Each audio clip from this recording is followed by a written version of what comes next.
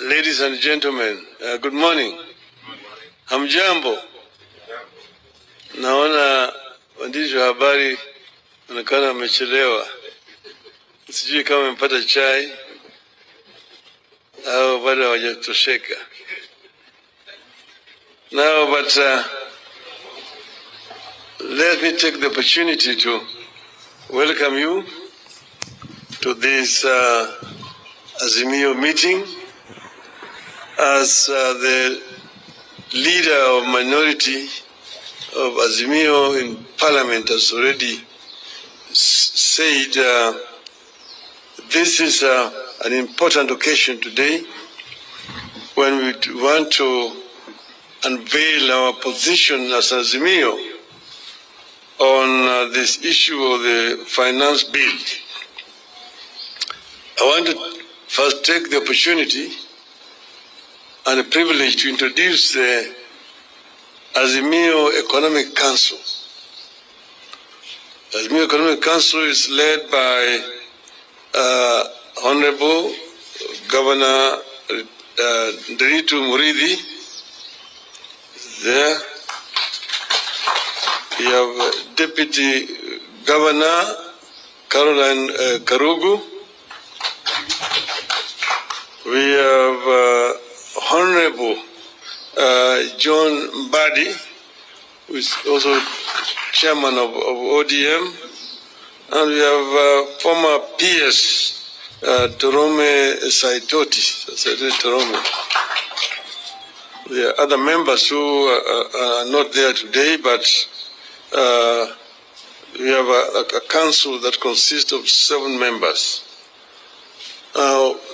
They have looked at this bill very extensively, and after I've made my remarks today, they are going to make a brief presentation to you to enforce what I'm going to say. Now we say that next week, the Kenya Kwanza regime will present the highlights of its inaugural budget and revenue-raising measures to the National Assembly. As usual, it seeks to amend laws relating to various taxes and duties, such as the Income Tax Act, Value-Added Tax, the VAT Act, Tax Procedures Act, and Excise Duty Act, while proposing new taxes, regulations, and incentives. Today, we lay out our final objection to the revenue-raising measures contained in the Financial Bill 2023. We also give final instructions to our members of Parliament, after which, depending on how the Ruto administration behaves, this matter may take a very different turn. Celebrated African writer Chinua Achebe said, and I quote, "A disease that has never been seen before cannot be cured with everyday herbs." In the history of budget making in Kenya, no regime has imposed so many and so high taxes on our people in return for nothing except fantasies and fairy tales. This bill is a disease that cannot be cured with everyday herbs. This bill is economic sabotage. If Ruto insists on this bill, this country will go into full recession. This bill requires and must get fierce resistance. No Senate leader withdraws subsidies on basic goods, then increases taxes on the same goods and salaries of working people, including hawkers. You withdraw subsidies, and then you now add taxes to add insult to injury. I will highlight areas of significant concern to us. Then let the Azimio Economic Council take the country through the details.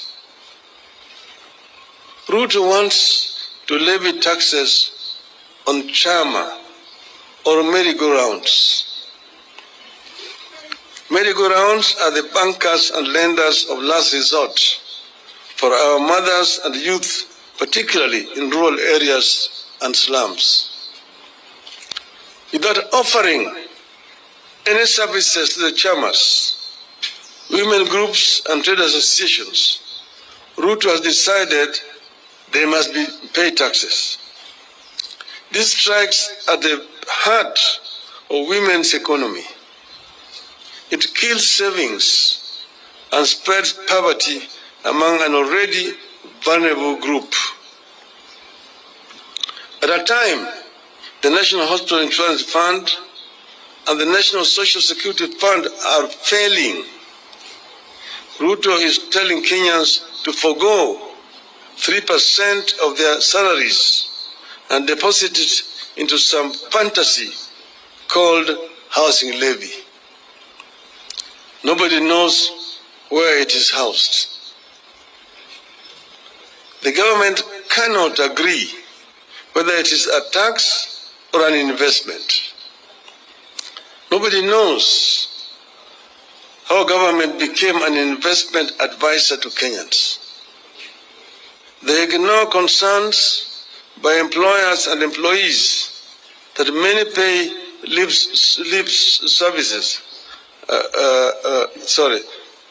that many pay slips are already overwhelmed by deductions, loans, and lack of pay rise. They ignore concerns that this tax will increase business operating costs and force farms to relocate. Already some farms are relocating merely because of the high cost of energy in this country. It is cheaper to manufacture in Egypt and export back to Kenya.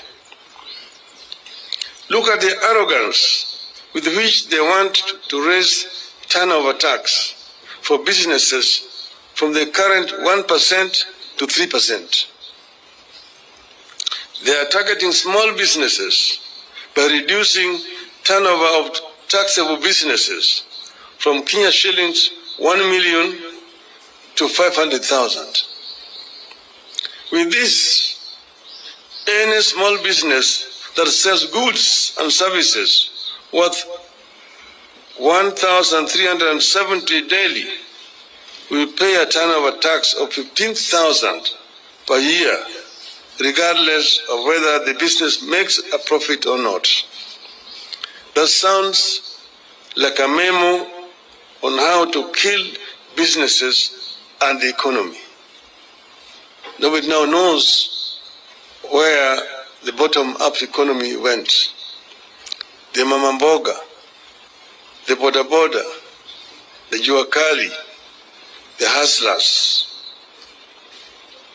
Contrast that decision to increase taxes for small businesses and merry-go-rounds with Ruto's plan to scrap VAT on aircrafts and helicopters.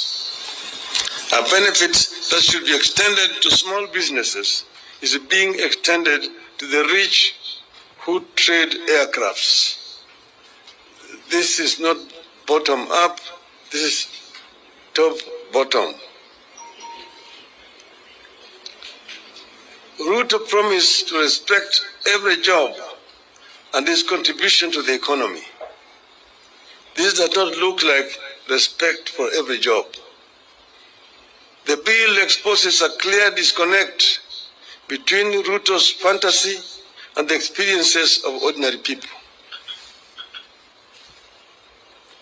Hardworking people, like youth seeking to make a living as content creators and social media influencers for fun, fame, and money, are being slapped with a punitive 15% withholding tax.